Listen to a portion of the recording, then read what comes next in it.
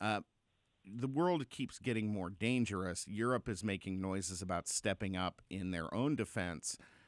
But how much are they actually doing it, and how capable are they of it? Well, that's one of the reasons to dig deeper behind the numbers and maybe even call for some standardization, where the U.S. helps sort of vet what can be counted as military spending.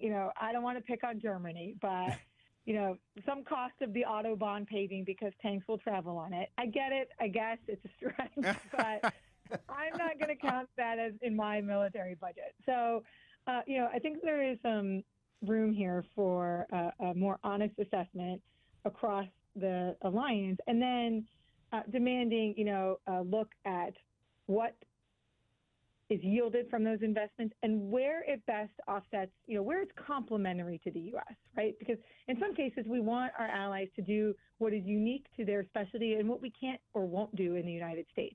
And so, to offset our lack of capability in some cases. And in other cases, we might want redundancy and duplicity. We might just want combat power sort of en masse in certain things like munitions and ammunition and rockets and bombs and missiles. And in those cases, we might want everyone to jump in where possible. And then lastly, if you take my analysis and you kind of reassess the numbers and offer this more standardized look, then what you have is this dramatic defense deficit spanning the last 2 decades. And so in theory, you also want to make up for the lack of spending, even as countries have been moving closer towards this 2%, because the 2% was squishy to begin with.